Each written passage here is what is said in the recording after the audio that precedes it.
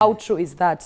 Politics aina mu ngeri yenna ja affectinze mu gwe ng'omuntu on a personal basis musical. I don't think so.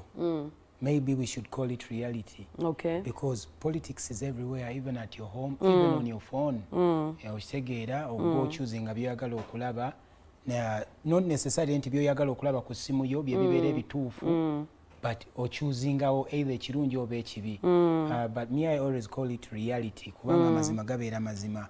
Ate n'ekikyamu kiba kikyamu tekiri kwani akikoze. Wrong is wrong no matter who has done it. Okay. So me nze ate engeri gye ndaba gye kitwaffectinzeemu kubeera nga we don't own ourselves. If we own ourselves, then that's the way to go. If we own what we talk about, if we own what we sing about, if we own what we act about, if we own what we write about, then that's the way to go. Kubanga singa tulina copyright, singa tuli bagagga nnyo, singa tetulina gwe twegayirira kubeera nga music wange, yes, wemanjiize ekiyiye kyange, isegeza I own it, and I must own it. I don't need to seek validation from anybody to own my right. So nze ndowooza bakitaminga bubi. Yeah.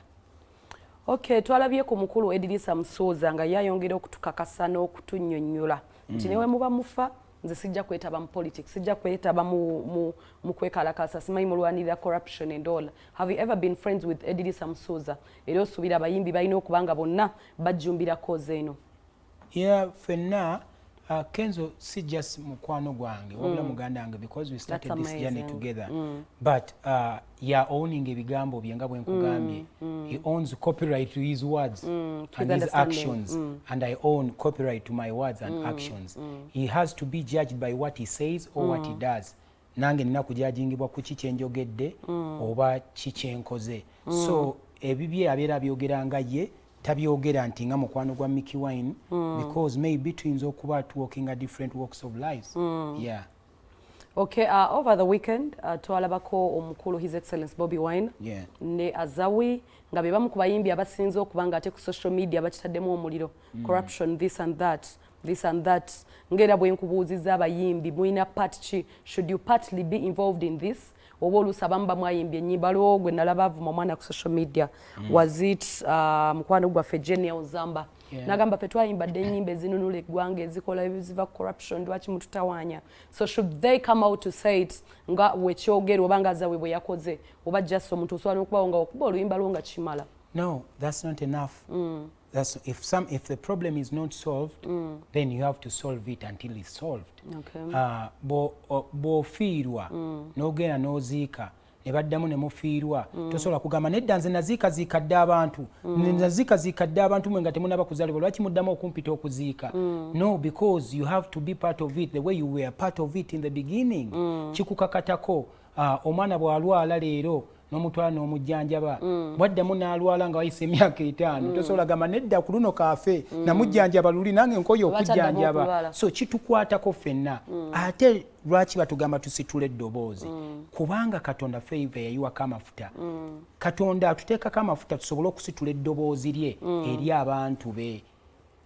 Balina ensonga lwaki Moses yanunula abeewa ab'Emisiri, kubanga gwe yayiwako amafuta okitegera atambuze ekyo. So Mukama bw'aba akuyambye n'akuwa eddoboozi eryo, bano abawagizi be batuwa ssente singa wadde ne wowe n'eddoboozi ng'oyimba ng'ennyonza ne batajja mu shoyo, my friend, ojja kubeera frustrated, oyinza n'okwetta kubanga ekitegeezo omanya nti tolina makulu. So mbadde nsaba amakulu ago Katonda ge yatuwa tugafuula amakulu n'eri abo bennyini be tukulembera oba abatuwagira. Yeah. So mulimu abayimbi abasinga nga buli omu agamba tuwandiike tukole kino. Strikes zino we zituuka tetulabayo muyimbi n'omu. Abaana abasinga oluusi bafuna damages and stuff. Edilisa Musooza yagamba nze sijja kukola violence, amaduuka g'abantu bagamenya bakola bino. Waliwo way out of that? Oba just tulina kwogera nti bannange twogere ku kino abaana bo basituke bagende? Omwana wanalaba ebiri ku social media yo yajja kukeera ku street.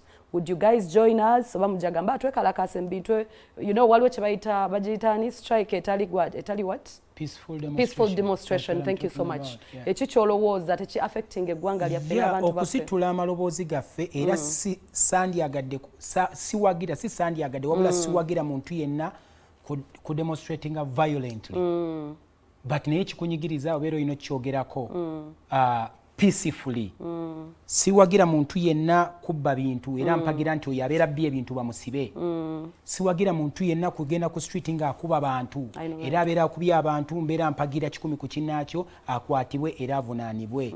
Naye ate sisobola kuwakanya muntu azze nantuukirya kibeeranga okujja n'oŋŋamba nti Mikie Wine wankola bubi najja nenkola ku shooyo n'otansasula munnange lwaki tonsasula nga nakkolera ekyo abeera tannumizza wabula abeera ambuulidde amazima. Maybe even next time n'omuyimbi omulala alabire ku nze nti Mikie Wine bw'ataasasula oli yajja n'amugamba bw'ati ne bw'ati era n'akiyiga kwegamba kibeere ekyokuyiga nti n'abali mu ofiisi abo kubanga tujja kutuuka n'abali mu ofiisi bagiveemu n'abalijjamu bagiveemu it's a generational thing.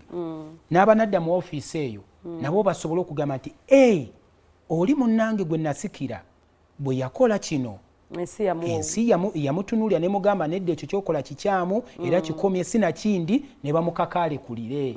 So buli kimu kyonna mbadde nsaba ekikolebwa kikolebwe mu ddembe.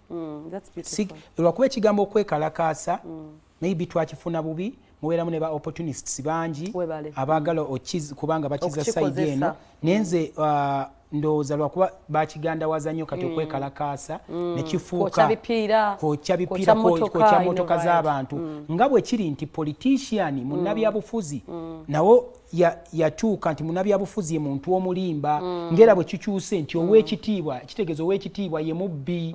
Kaakati ekyo kyenjagala narrative eyo tugyewo tutunuulira amazima ffenna nze naye kubanga ffenna ge twagala n'abali mu parliament nabo tebaagala corruption. Kitegeeza be balina okutandikibwako ffe not necessarily nga bwe ŋŋamba nti not necessarily nti nze okuyamba omuntu nina kubeera nga nina office esooka yenze it's me kwe nina okutandikira n'ennyamba oyo gwe nnyambye n'abala ne tutandikirako.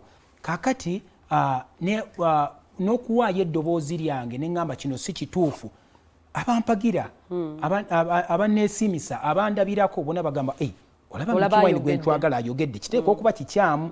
So kyekyo kyetwagaza abayimbi kuvaayo ddoboozi lyabwe ffe si ffe kyetwagaza wabula ffe kyetweyagaza ne bannayuganda bonna not only artists.